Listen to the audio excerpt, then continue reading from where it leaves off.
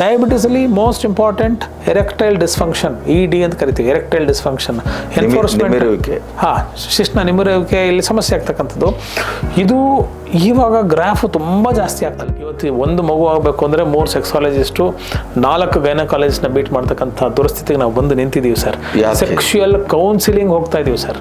ಏನೋ 4-5 ನಿಮಿಷದಲ್ಲಿ ಆಗ್ತಕ್ಕಂಥ ಒಂದು ಪ್ರಕ್ರಿಯೆಯಲ್ಲಿ ನಿಮಗೆ ಸ್ಥಾನಿಕ, ಲಾಕ್ಷಣಿಕ, ಚಿಕ್ಕ ಪುಟ್ಟ ಮಟ್ಟ ಸುಖ ಇದು ಸೆಕ್ಸ್ ಅಲ್ಲ.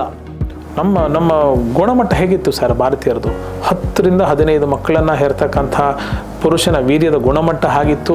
60 ವರ್ಷದ ಪುರುಷನಿಗೆ ಮಕ್ಕಳ ಮಾಡ್ತಕ್ಕಂಥ ಸಮರ್ಥತೆ ಇತ್ತು. 50 ವರ್ಷದ ಮಹಿಳೆಗೆ ಪೀರಿಯಡ್ಸ್ ಆಗ್ತಾ ಇತ್ತು, 60 ವರ್ಷದ ಮಹಿಳೆಗೆ ಪೀರಿಯಡ್ಸ್ ಆಗ್ತಾ ಇತ್ತು.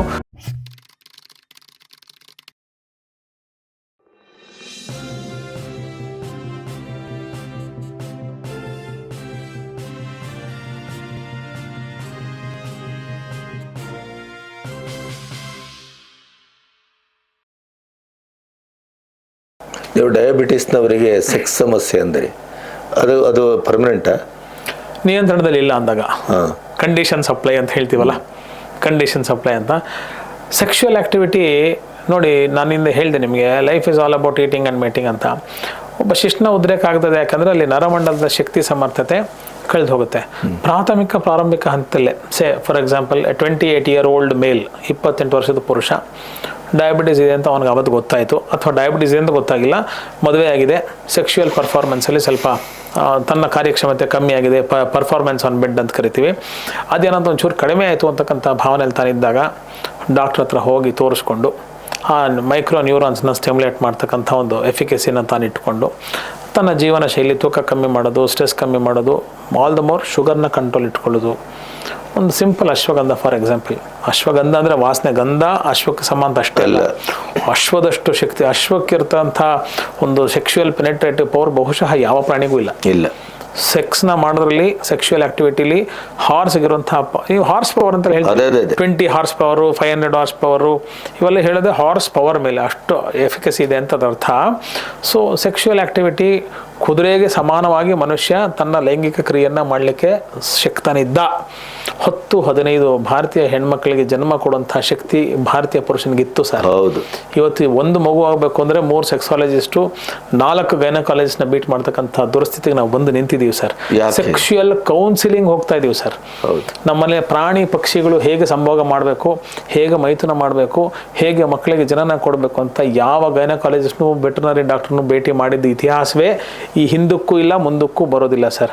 ನಮ್ಮ ಮನೆ ಕುದುರೆನೋ, ಕತ್ತೆನೋ, ನಾಯಿನೋ, ಕರಡಿನೋ, ಸಿಂಹನೋ ಹೋಗಿ ನನಗೆ ಮಕ್ಕಳಾಗ್ತಾ ಇಲ್ಲ, ಲೈಂಗಿಕ ಪ್ರಕ್ರಿಯೆಯಲ್ಲಿ ನಾನು ಢೀಲಾ ಇದ್ದೀನಿ ಅಂತ ಹೋಗಿ ಕೇಳ್ತಕ್ಕಂಥ ಪರಿಸ್ಥಿತಿ ಇಲ್ಲವೇ ಇಲ್ಲ ಸರ್. ಅದಕ್ಕೆ ಗೊತ್ತು, ನಿಸರ್ಗ ಅದಕ್ಕೆ ಬುದ್ಧಿ ಕೊಟ್ಟಿದೆ, ಹೇಗೆ ಪ್ರಜನನ ಪ್ರಕ್ರಿಯೆ ಮುಂದಿನ. Sex is not for pleasure, that is only for momentary pleasure. That is a responsible act to create the next generation. It's a very responsible act to create the next generation. ನಿಮ್ಮ ಆಸ್ತಿ, ನಿಮ್ಮ ಸಂಸ್ಕಾರ, ನಿಮ್ಮ ಸಂಸ್ಕೃತಿಯನ್ನು ಮುಂದಿನ ಪೀಳಿಗೆಗೆ ದಾಟಿಸುವುದು ನಿಮ್ಮ ಜವಾಬ್ದಾರಿ. ಏನೋ 4-5 ನಿಮಿಷದಲ್ಲಿ ಆಗ್ತಕ್ಕಂಥ ಒಂದು ಪ್ರಕ್ರಿಯೆಯಲ್ಲಿ ನಿಮಗೆ ಸ್ಥಾನಿಕ, ಲಾಕ್ಷಣಿಕ, ಚಿಕ್ಕ ಪುಟ್ಟ ಮಟ್ಟ ಸುಖ ಇದು ಸೆಕ್ಸ್ ಅಲ್ಲ. ಸೆಕ್ಷುವಲ್ ಆ್ಯಕ್ಟಿವಿಟಿ ಅಂದರೆ ಮುಂದಿನ ಒಂದು ಪೀಳಿಗೆಗೆ ನಾವು ಬುನಾದಿ. ನಮ್ಮ ಗುಣಮಟ್ಟ ಹೇಗಿತ್ತು ಸರ್ ಭಾರತೀಯರದು?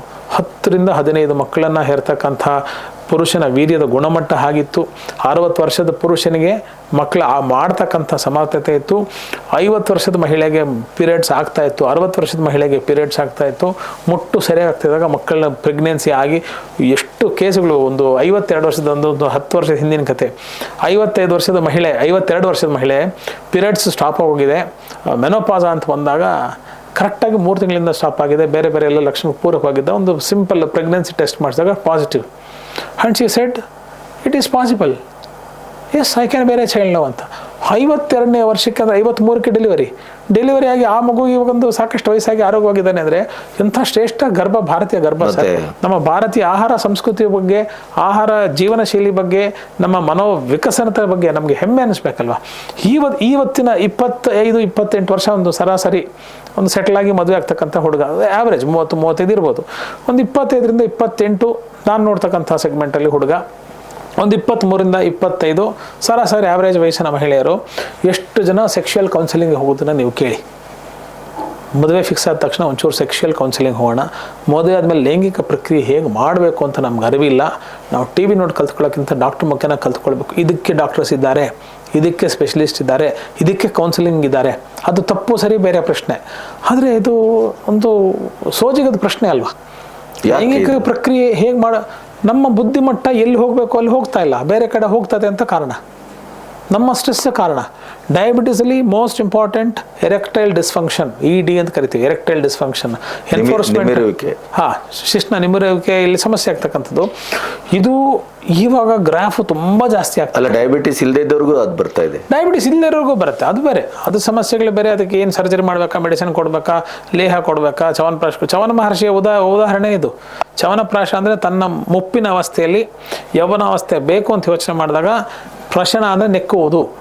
ಇನ್ನು ಚವನಪ್ರಾಶ ಅಂದರೆ ಇದು ಪೇಸ್ಟ್ ಅಂತ ಅನ್ಕೋತೀವಿ ಇಂಗ್ಲೀಷಲ್ಲಿ. ಪ್ರಶನ ಅಂದರೆ ನಾಲಿಗೆ ಮೇಲೆ ನೆಕ್ಕುವುದು. ಚವನ ಮಹರ್ಷಿ ನೆಕ್ಕಿದಂತಹ ವಿಶಿಷ್ಟ ದ್ರವಕ್ಕೆ ಚವನಪ್ರಾಶ. ತನ್ನ ಮುಪ್ಪಿನ ಅವಸ್ಥೆಯಲ್ಲಿ ಯೌವನಾವಸ್ಥೆಯನ್ನು ಮರುಸ್ಥಾಪನೆ ಮಾಡ್ತಕ್ಕಂತಹ ಪ್ರಯತ್ನ ತನಗೆ ತಾನು ಮಾಡಿಕೊಂಡು ಯಶಸ್ಸು ಕಂಡಿದ್ದರಿಂದ ಇವತ್ತಿಗೂ ನಾವು relax, revive, revitalise and energise and revitalise your whole body ಚವನಪ್ರಾಶನ ಆಯುರ್ವೇದದಲ್ಲಿ ಕೊಡೋದು. ಆದರೆ ಡಯಾಬಿಟಿಸಲ್ಲಿ ಚವನಪ್ರಾಶ ಕೊಡ್ಲಿಕ್ಕೆ ಬರೋದಿಲ್ಲ, ಅದು ಸಾಕು ಸಿಹಿ ಅಂಶ ಇರೋದೇ, ಅದು ಬೇರೆ ವಿಚಾರ. ಆದರೆ ಸೆಕ್ಷುವಲ್ ಆ್ಯಕ್ಟಿವಿಟಿ ಮಧುಮೇಹ ನಿಯಂತ್ರಣದಲ್ಲಿ ಇಲ್ಲದಿದ್ದಾಗ ಮಾತ್ರವೇ ಸಮಸ್ಯೆ ಕೊಡುತ್ತೆ ಹೊರತು, ಮಧುಮೇಹ ಚೆನ್ನಾಗಿ ಕಂಟ್ರೋಲ್ ಇಟ್ಕೊಂಡೇ ಇದ್ದೀನಿ, ಆ ಗ್ರಾಫ್ನ ಮುಳ್ಳನ್ನು ದಾಟ್ಲಿಕ್ಕೆ ನಾನು ಬಿಟ್ಟೇ ಇಲ್ಲ ಅಂದಾಗ ಆ ಶ್ರೀಸಾಮಾನ್ಯ ಮಧುಮೇಹಿ ಭಯ ಪಡ್ತಕ್ಕಂಥ ಸಂಗತಿ ಖಂಡಿತವಾಗ್ಲೂ ಇಲ್ಲ.